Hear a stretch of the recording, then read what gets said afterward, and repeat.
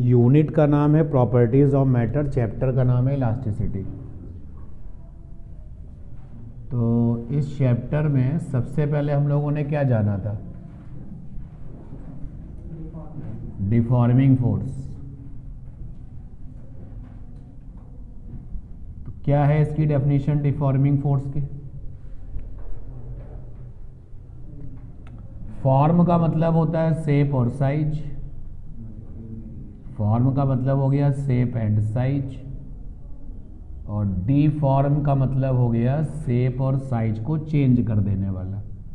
तो deforming force के बारे में अगर आपसे कुछ पूछ लिया जाए कि ये डिफॉर्मिंग फोर्स क्या होता है, तो क्या डिफॉर्मिंग फोर्स मोशन देता है? आंसर है नहीं। क्या डिफॉर्मिंग फोर्स एक्सीलरेशन देता है? आंसर है नहीं। फोर्स से तो मोशन आ सकता है, लेकिन डिफॉर्मिंग फोर्स से नहीं आएगा। किसी भी फोर्स से एक्सीलरेशन, रिटार्डेशन आ सकता है, लेकिन डिफॉर्मिंग फोर्स से नहीं आएगा। तो फिर ये डिफॉर्मिंग फोर्स करता क्या है? ये एक ऐसा फोर्स है जो ऑब्जेक्ट की रेगुलरिटी को डिस्टर्ब कर सकता है। Deforming force is force which change regularity of object, regularity of given object, given object. ये वो फोर्स होता है जो किसी भी ऑब्जेक्ट की रेगुलरिटी को चेंज कर सकता है। रेगुलरिटी का मतलब क्या है? जैसे मान लेते हैं कि हमारे ऑब्जेक्ट में रेगुलरिटी है इसका स्फेरिकल शेप। ये ऑब्जेक्ट है और इसमें एक रेगुलर शेप इज स्फेरिकल। आपने ऑब्जेक्ट को देखा और आपने कहा कि इसमें एक रेगुलर शेप है जो कि स्फेरिकल है। हमने डिफॉर्मिंग फोर्स लगा दिया। जैसे हमने डिफॉर्मिंग फोर्स लगा दिया तो अब इसका शेप ऐसा हो गया। अब बताओ क्या है? नाम ही नहीं ले पा रहे हो, यानी क्या हो गया? इर्रेगुलर। तो अगर किसी ऑब्जेक्ट की रेगुलरिटी में चेंज आया है तो ऐसे फोर्स को डिफॉर्मिंग फोर्स कहते हैं। आप इसको चाहो तो ऐसे भी डिफाइन कर सकते हो। डिफॉर्मिंग फोर्स क्या? Deforming force is force which change या changes, which changes shape and size of object. ऐसा फोर्स जो किसी ऑब्जेक्ट की शेप और साइज में चेंज कर सकता है उसको डिफॉर्मिंग फोर्स कहते हैं। जैसे चाहो वैसे कर लो। ऊपर वाली बात भी वही कह रही है जो आपने यहाँ पर मेंशन किया है। चेंज द रेगुलरिटी मतलब इरेगुलरिटी ले आना। ठीक है। अब रेगुलरिटी क्या है? जिसके पास जो इनिशियल है वो उसकी रेगुलरिटी है। जैसे मान लो कोई ऑब्जेक्ट इस तरीके का था हमारे पास, इनिशियल इसका ये है, तो ये इसके अंदर क्या है? रेगुलरिटी है।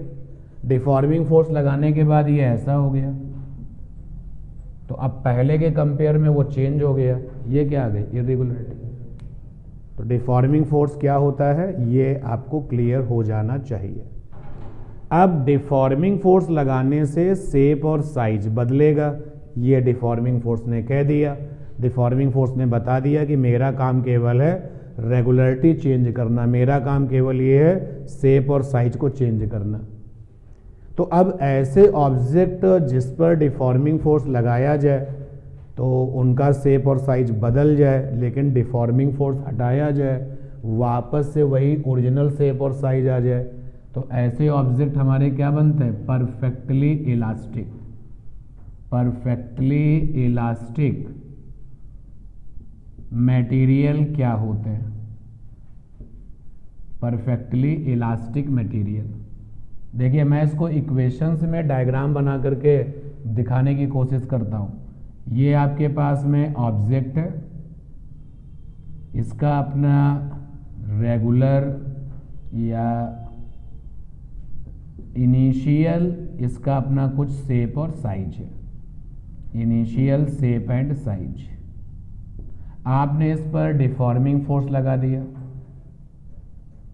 जैसे आपने इस पर डिफॉर्मिंग फोर्स लगाया, तो डिफॉर्मिंग फोर्स लगने के बाद में क्या हुआ? इस ऑब्जेक्ट का शेप और साइज चेंज हो गया। ऑब्जेक्ट हैविंग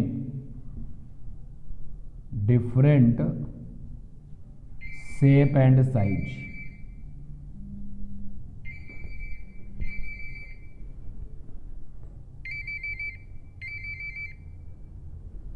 हेलो, अरे यार,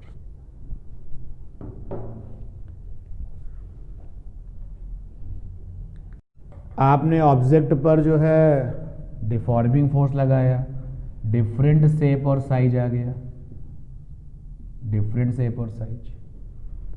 फिर आपने डिफॉर्मिंग फोर्स हटा लिया after removing of deforming force, after removing of deforming force, तो जो ऑब्जेक्ट का शेप और साइज है फिर से इनिशियल हो गया। तो अगर किसी ऑब्जेक्ट ने ये साइकिल कंप्लीट की है, यहां लिखें तो ज़्यादा बेटर होगा, डिफॉर्मिंग फोर्स। जैसे ही आपने डिफॉर्मिंग फोर्स अप्लाई किया, ऑब्जेक्ट ने अपना शेप और साइज चेंज किया। जैसे ही आपने डिफॉर्मिंग फोर्स हटा लिया, ऑब्जेक्ट ने अपना इनिशियल शेप और साइज फिर से रिगेन कर लिया।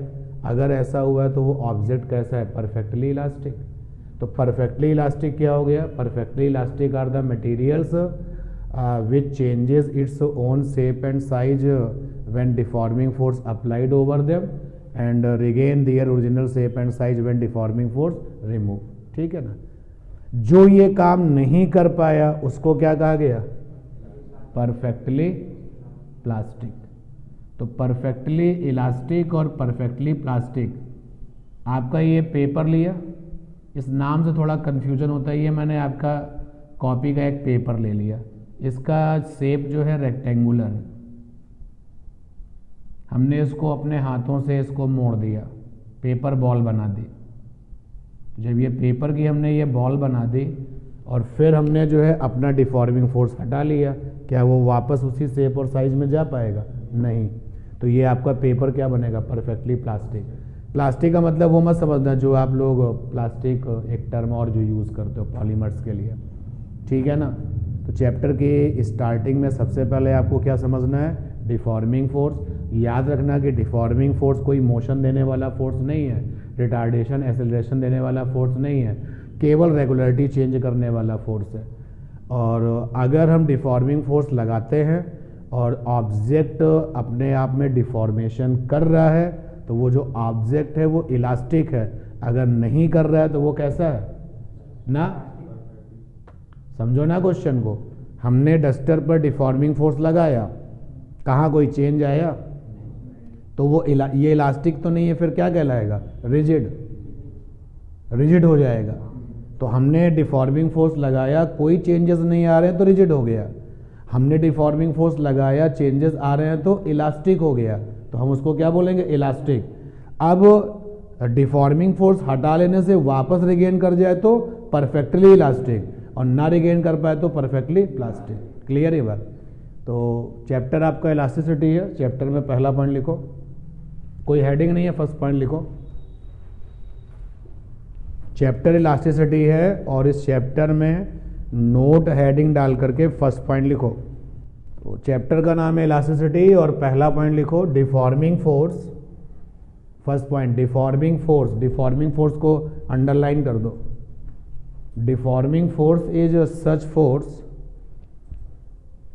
Deforming force is such force which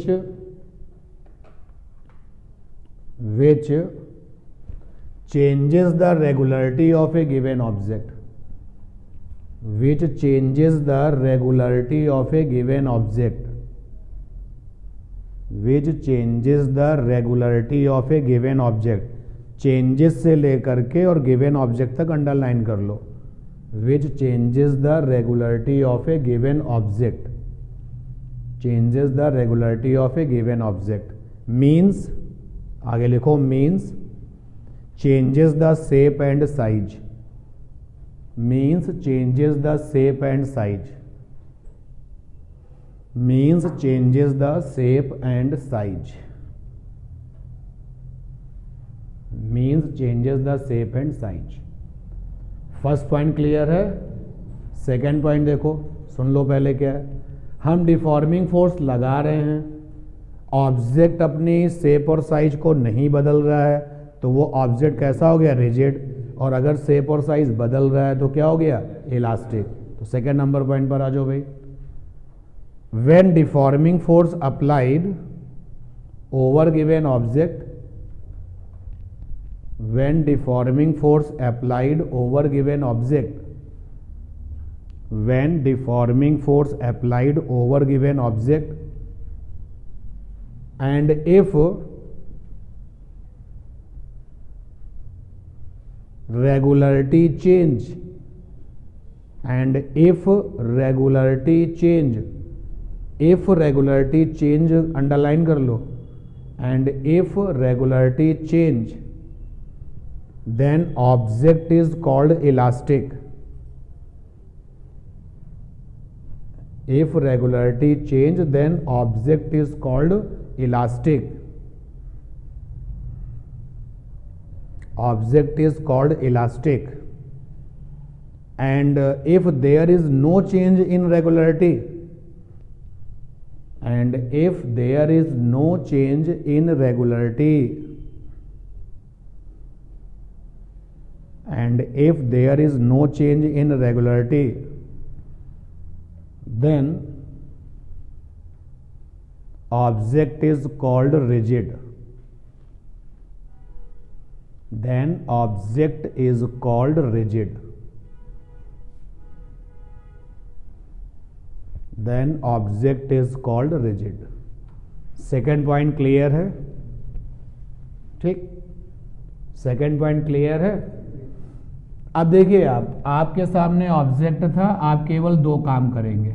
ये ऑब्जेक्ट है आपके सामने, आप डिफॉर्मिंग फोर्स लगाते हो, रेगुलरिटी चेंज नहीं हुई, रिजिड हो गया। इस चैप्टर में हम इसको नहीं पढ़ेंगे। हमने डिफॉर्मिंग फोर्स लगाया, रेगुलरिटी में चेंज आया, ये इलास्टिक हो गया। हमने डिफॉर्मिंग फोर्स लगाया, रेगुलरिटी में चेंज आया, तो ये भी क्या हो गया, इलास्टिक हो गया। तो जो ऑब्जेक्ट इलास्टिक हैं उन्हीं को दो पार्ट्स में क्या किया, डिवाइड कर दिया, परफेक्टली इलास्टिक और परफेक्टली प्लास्टिक। परफेक्टली इलास्टिक वो कहलाए जो डिफॉर्मिंग फोर्स के बाद अपनी रेगुलरिटी में चेंजेस करते हैं और हटा लेने पर उसी इनिशियल में लौट जाते हैं, वो आपके परफेक्टली इलास्टिक हैं। और जो डिफॉर्मिंग लगाने पर रेगुलरिटी तो चेंज करते हैं लेकिन डिफॉर्मिंग हटाने पर उसी शेप और साइज में नहीं जा पाते, वो क्या कहलाए, परफेक्टली इलास्टिक। तो अब एक हेडिंग लिखो, types of elastic material. Types of elastic material, types of elastic material, ये हेडिंग है आपकी। Types of elastic material. Elastic का मतलब क्या है, डिफॉर्मिंग देने से रेगुलरिटी बदले। इलास्टिक का मतलब डिफॉर्मिंग दिया जाए तो रेगुलरिटी चेंज होनी चाहिए। तो इसी बेस पर आपके इलास्टिक मटेरियल के टाइप्स कितने लिखें, there are two types. There are two types. Number one as a heading, perfectly elastic material. Number one में है परफेक्टली इलास्टिक मटेरियल, ये एज ए हेडिंग होगी number one.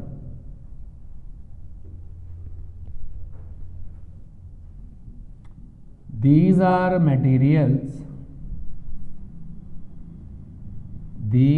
materials which changes their shape and size when deforming force applied, when deforming force applied। तो perfectly elastic materials क्या हैं, these are materials which changes their shape and size when deforming force applied and regain original shape and size original shape and size when deforming force removed, when deforming force removed। तो लीजिए आपने perfectly elastic material की definition लिख दी। अब इसका example लो। क्या कोई ऐसा मटेरियल है जो इस काम को करके दिखाता हो? ऐसा तो कोई मटेरियल है ही नहीं जो इस काम को दिखाता हो। हाँ, लिमिट्स में सब कर सकता है। अगर हम एक लिमिट्स का ध्यान रखें तो आपको जो है परफेक्टली इलास्टिक मिल जाएंगे। जैसे आप देखिएगा, हमने क्या किया, इस पेपर को लिया, इस बुक को लिया, शेप कैसा है, रेक्टेंगल। तो अब हमने क्या किया, लिमिट्स में रहे, डिफॉर्मिंग लगाया, अब इसका शेप क्या हो गया, कर्व, और वापस वही आ गया। मुझे अच्छे से पता, अगर मैं बहुत कस के इसको बहुत तेजी के साथ स्ट्रांगली अगर डिफॉर्मिंग लगा दूं, देखो अब इसका शेप बदल गया। तो अगर हमसे कोई पूछे कि परफेक्टली इलास्टिक मटेरियल कहाँ है, तो आंसर है कोई भी नहीं है। लेकिन एक लिमिट में अगर हम रहें, मतलब जो डिफॉर्मिंग फोर्स है उसकी अपनी एक लिमिट होती है हर सामने वाले मटेरियल के अकॉर्डिंग। जैसे कि आपके पास में वो नोटबुक थी, तो सपोज कर लो कि नोटबुक के लिए डिफॉर्मिंग फोर्स की लिमिट 20 न्यूटन है। इसका मतलब हो गया कि अगर आप उस नोटबुक में 20 न्यूटन का डिफॉर्मिंग फोर्स लगाओगे तो हटाने पर रिगेन कर लेगा। 20 न्यूटन से कम का डिफॉर्मिंग लगाओगे तो हटाने पर रिगेन कर लेगा। लेकिन जैसे ही 20 न्यूटन से ज़्यादा का लगाओगे तो रिगेन नहीं कर पाएगा। तो परफेक्टली प्लास्टिक मटेरियल कहाँ मिलेंगे? तो एग्जाम्पल हो गया कि no one material is are perfectly elastic. Perfectly elastic, कोई भी ऐसा मटेरियल नहीं है जो कि परफेक्टली इलास्टिक हो। लेकिन under the limit of deforming force,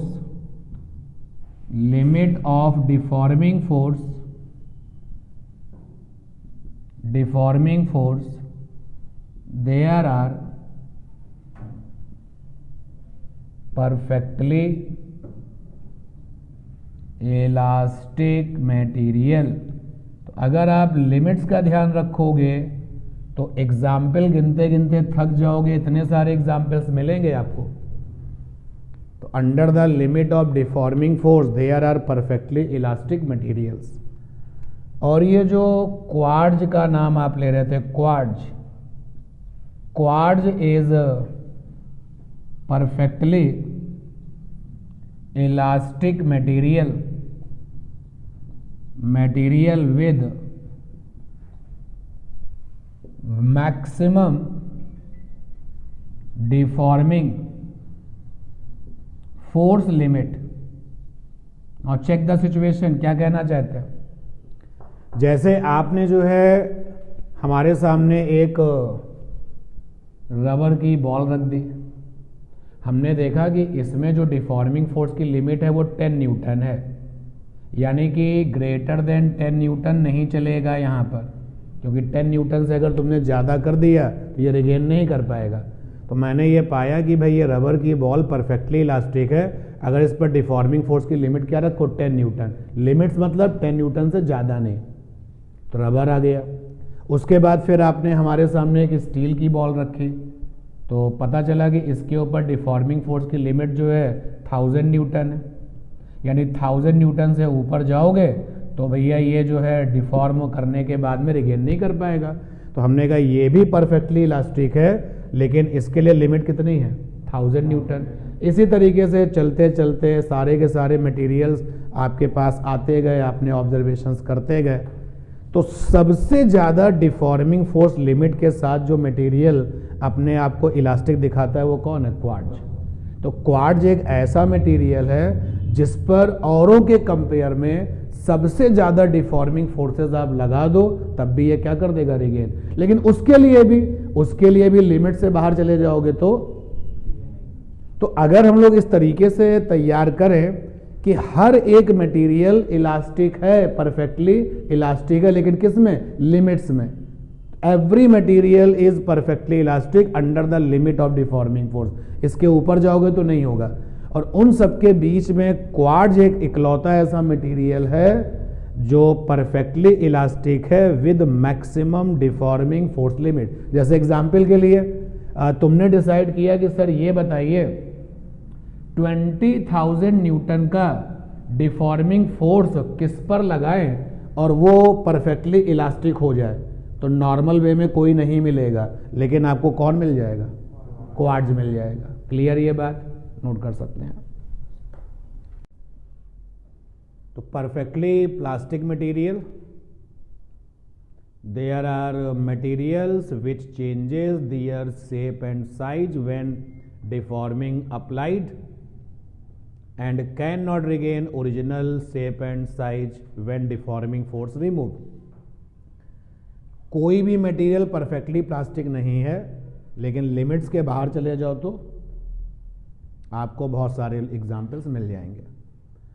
अब ये 1 और 2 वाला जो पॉइंट आपने किया कि इलास्टिक का मतलब होता है जो चेंज करे शेप और साइज को, जो रेगुलरिटी में चेंज करे वो इलास्टिक होता है। और इस करेक्टर पर 2 तरीके के मटेरियल आपको मिले।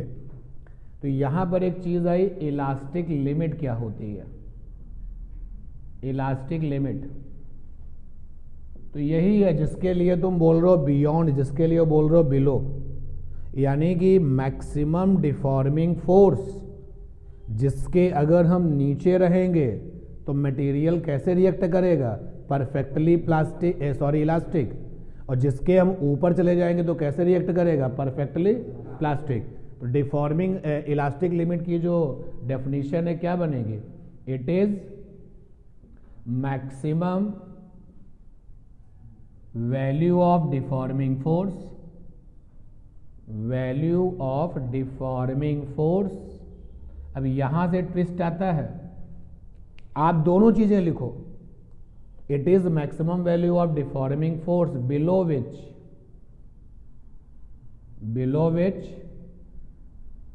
materials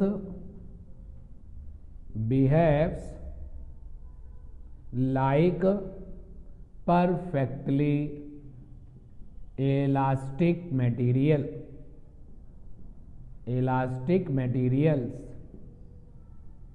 and above which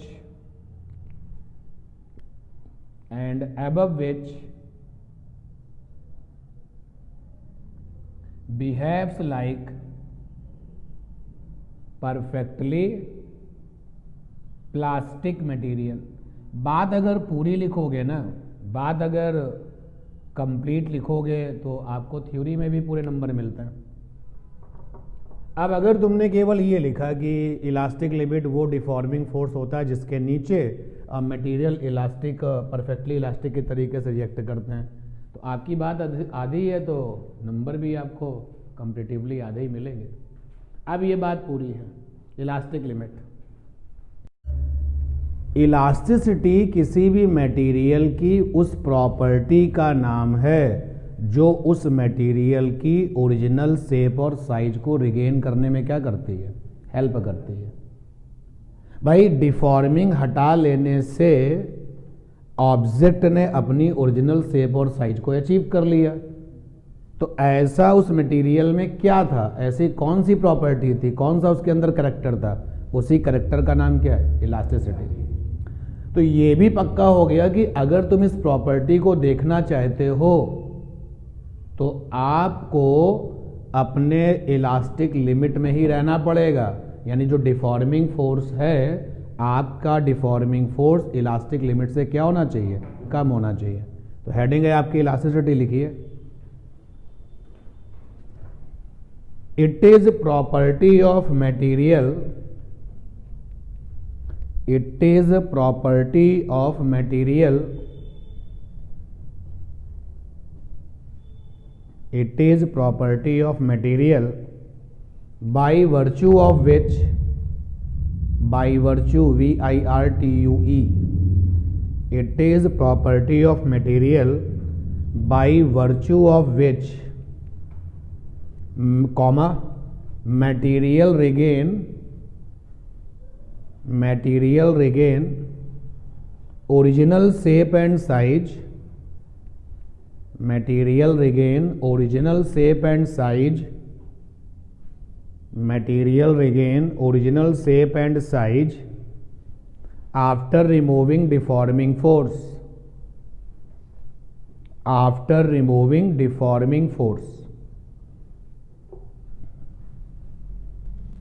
after removing deforming force। Next line पे, फर्स्ट लाइन पे स्टार पॉइंट बनाइए, बिल्कुल नेक्स्ट लाइन पर स्टार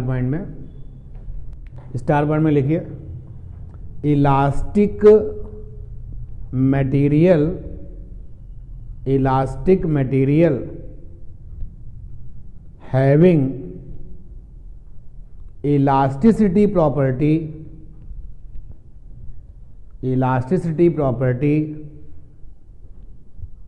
below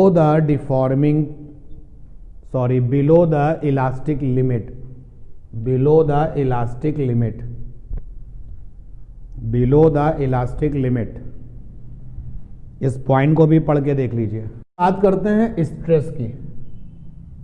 तो देखो यार, ये जो स्ट्रेस है ना, ये इंटरनल, ये रफ वर्क थोड़ा सा बताते हैं आपको।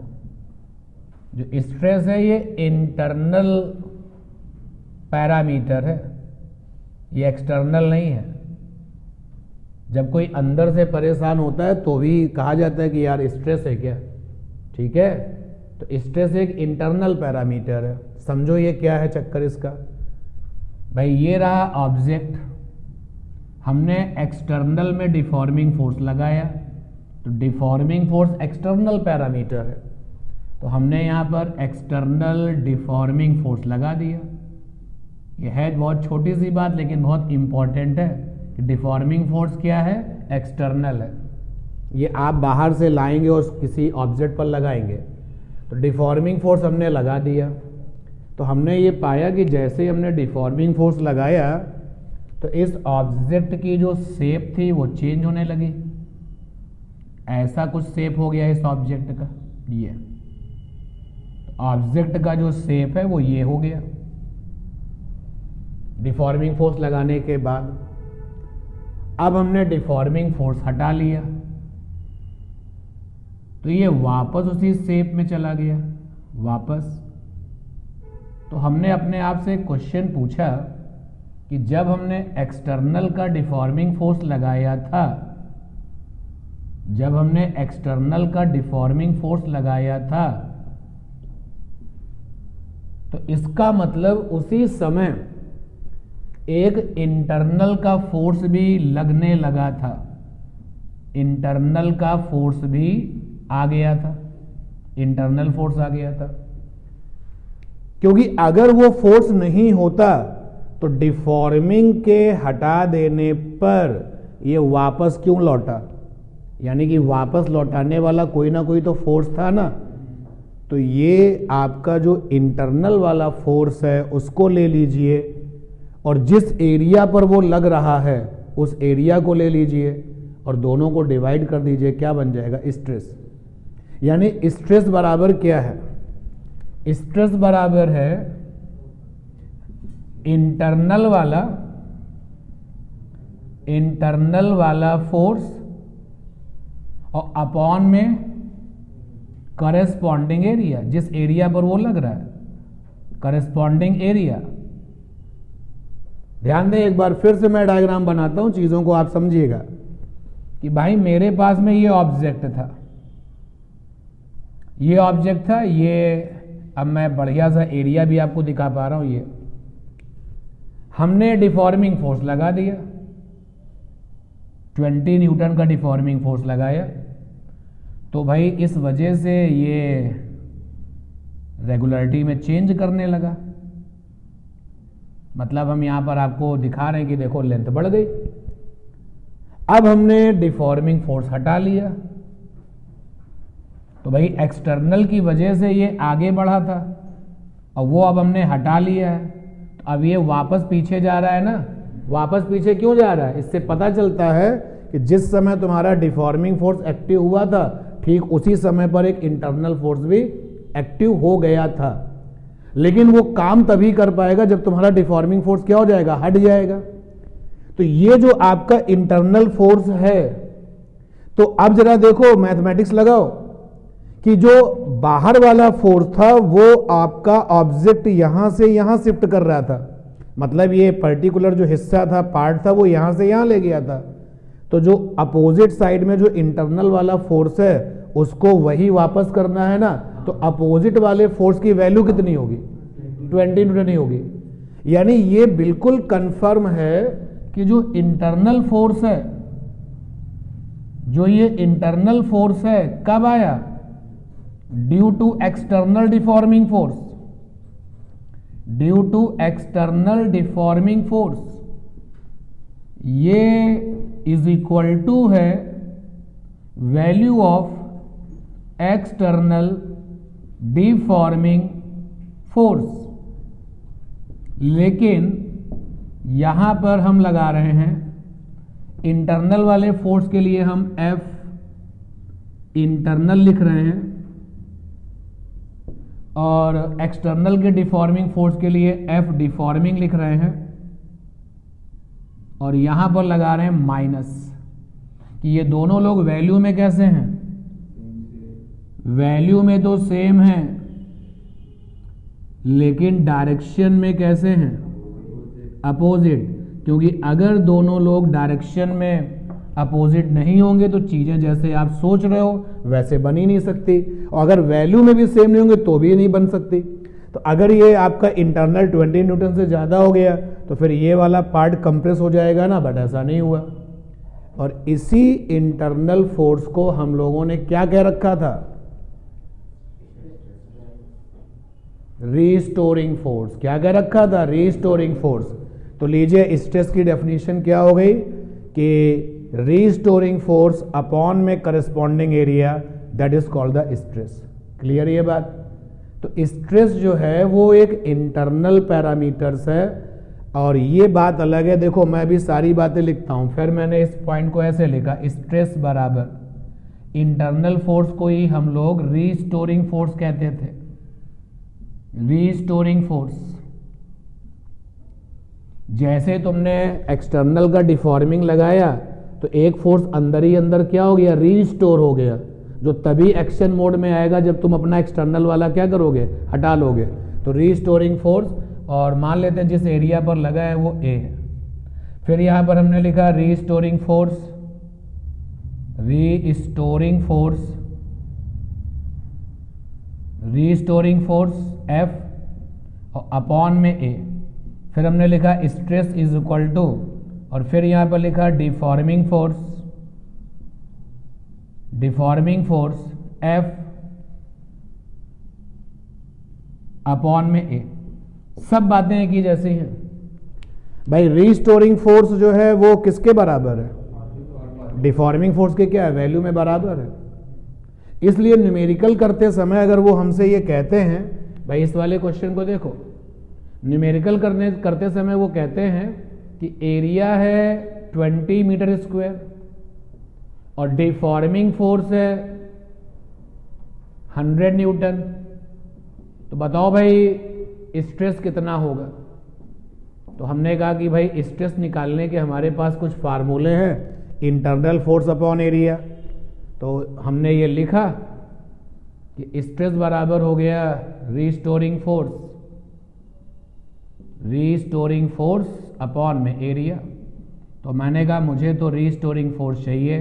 क्वेश्चन में देखा कि रीस्टोरिंग फोर्स तो दिया ही नहीं गया, तो अब हम जानते हैं कि रीस्टोरिंग फोर्स यानी कि इंटरनल फोर्स किसके बराबर है? डिफॉर्मिंग के।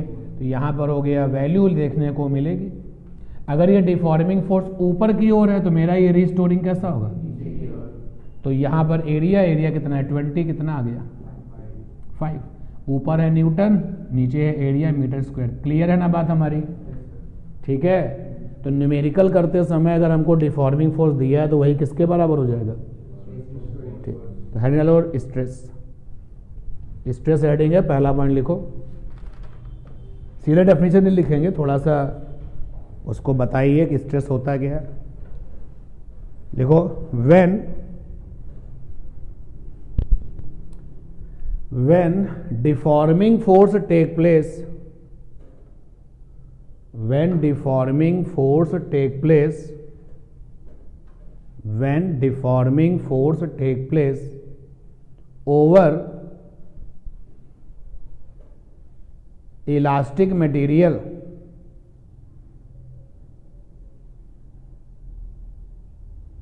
when deforming force take place over elastic material, then opposite directed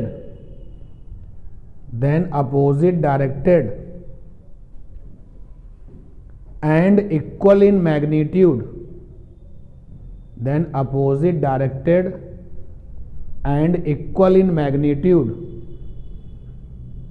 then opposite directed and equal in magnitude force form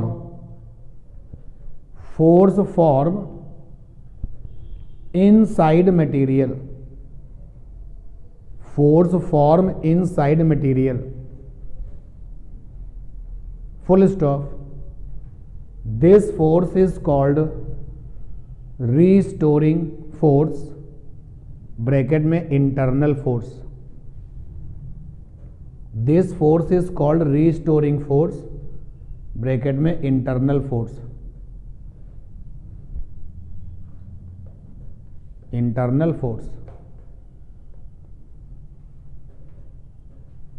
full stop. Restoring force is responsible, restoring force is responsible for elasticity, restoring force is responsible for elasticity, restoring force is responsible for elasticity. क्योंकि अगर ये नहीं होता तो क्या elasticity आ पाती? तो अगर कोई पूछे कि ये बताओ कि इलास्टिसिटी किसकी वजह से है, पहला ऑप्शन आया डिफॉर्मिंग फोर्स की वजह से है, दूसरा ऑप्शन आया रीस्टोरिंग की वजह से, तो किस पे टिक लगाओगे? रीस्टोरिंग। ठीक है, तो जहां पर आपने लिखा है उसके आगे रीस्टोरिंग फोर्स, नेक्स्ट लाइन पे लिखो भाई इक्वेशन, रीस्टोरिंग फोर्स, कोई सिंबल ना दे बेहतर होगा, is equal to applied deforming force, applied deforming force. यहां हम कोई सिंबल नहीं दे रहे।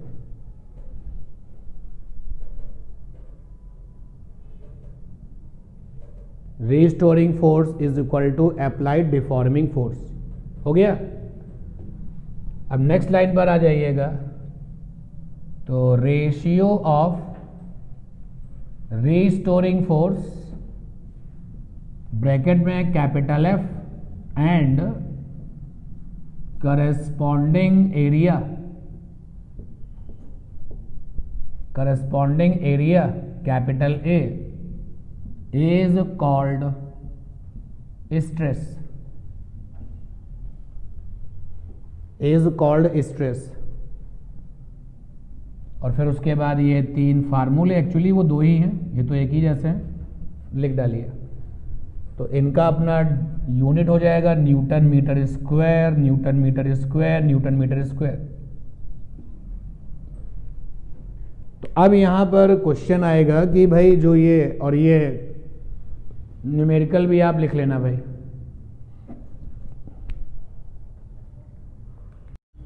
तो स्ट्रेस फोर्स अपॉन एरिया और प्रेशर भी force upon area.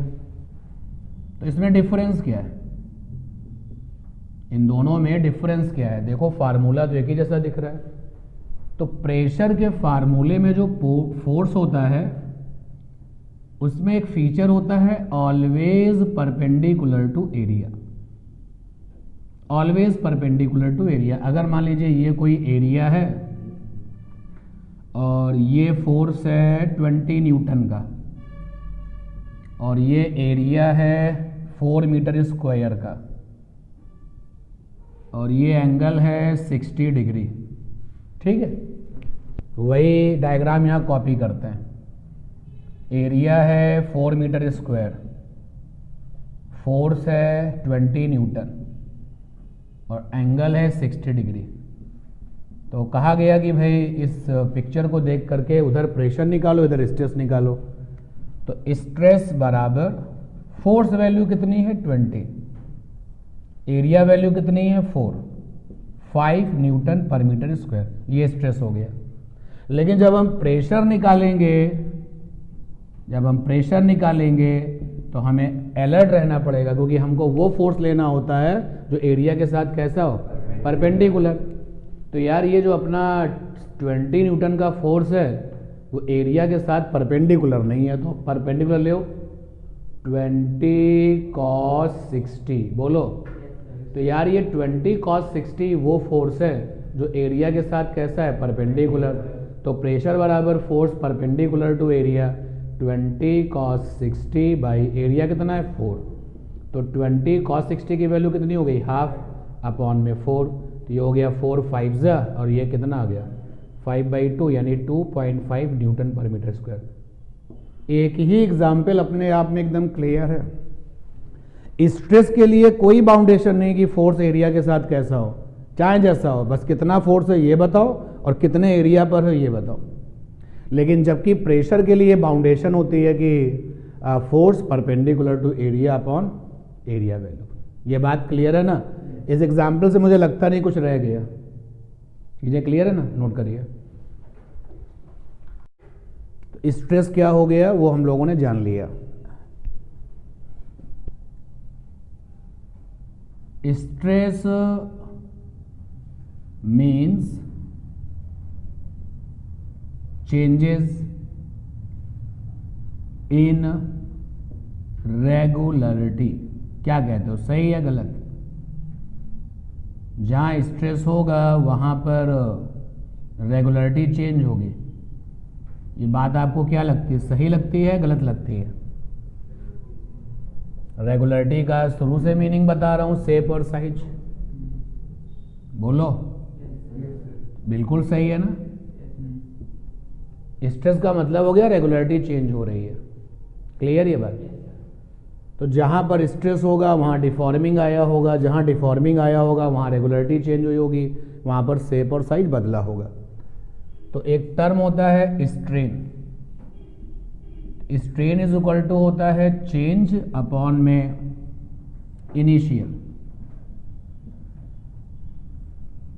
Change upon initial, ये स्ट्रेन है। अब देखिएगा, विजन देखिए, अगर आपने नोटिस किया कि चेंज तो लेंथ में आया है, चेंज इन लेंथ, भाई चेंज का मतलब तो बहुत कुछ हो सकता है। तो समवन सेज कि हमने तो लेंथ में चेंजेस काउंट किया है, तो अपॉन में क्या लिया जाए, इनिशियल लेंथ। तो अब ये वाली जो स्ट्रेन है वो बन जाएगी लॉन्गिट्यूडिनल स्ट्रेन। तो लॉन्गिट्यूडिनल स्ट्रेन में हम केवल बात करते हैं लेंथ चेंज की अपॉन इनिशियल लेंथ की। अगर हम बात करते हैं वॉल्यूम चेंज की, डेल्टा वी, और अपॉन में काउंट करते हैं इनिशियल वॉल्यूम, कैपिटल वी, तो इस वाली स्ट्रेन को कहेंगे वॉल्यूमेट्रिक स्ट्रेन। वॉल्यूमेट्रिक स्ट्रेन, ठीक है ना।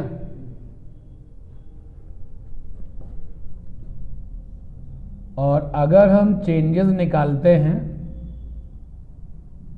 चेंज अपॉन इनिशियल, यानी ये रेशियो है आपका, तो अगर हम चेंजेस निकालते हैं in form of the angles के फॉर्म में चेंज निकालते हैं, जैसे ये देखिए, ये हमारे पास में एक स्क्वायर था, ये स्क्वायर था भाई, ठीक। हमने एक डिफॉर्मिंग फोर्स लगा दिया, तो ये था A B C and D, A B C D, ये स्क्वायर था। हमने इसकी ऊपर वाली डायमेंशन में डिफॉर्मिंग फोर्स लगाया, डिफॉर्मिंग फोर्स लगाया, बीसी पे नहीं लगाया, एडी पर। तो अभी हमने पाया कि जो एबी है वो बीसी के साथ में 90 एंगल बना रही है। जब हमने डिफॉर्मिंग फोर्स लगाया तो चेंज तो आना ही आना है। तो सपोज कर लेते हैं कि जब डिफॉर्मिंग फोर्स लगाया तो ये ए वाला पॉइंट शिफ्ट होके यहाँ पर आ गया और डी वाला पॉइंट शिफ्ट होके यहाँ पर आ गया। तो अब हमने देखा कि पहले डीसी 90 बना रहा था और एबी भी 90 बना रहा था। अब यहाँ पर एक एंगुलर शिफ्ट आई कि नहीं आई? ये एंगुलर शिफ्ट आ गई। तो अगर हम चेंजेस में हल्का फुल्का एंगुलर शिफ्ट काउंट करते हैं, हल्का फुल्का एंगुलर चेंज काउंट करते हैं, तो अब हम लोग उस स्ट्रेन को क्या बोलते हैं? भूल गए? उस स्ट्रेन को क्या बोलते थे? शियरिंग स्ट्रेन या शियर स्ट्रेन। तो शियर स्ट्रेन का मतलब होता है we count small angular changes. Angular changes जैसे अगर आप हमको चैलेंज दो कि सर आप थीटा निकालो, अच्छा आपने कहा ये स्मॉल एंगुलर चेंज थीटा का है, तो आप निकालो, कैसे निकलेगा? तो theta is equal to angle is equal to सामने वाला ए डैश अपॉन में क्या ए बी लिखो, या फिर क्या लिखो। बहुत जब शेयरिंग स्ट्रेन की आप बात करोगे तो आपकी जो डिफॉर्मिंग होगी ना वो बहुत ही कैसी होगी?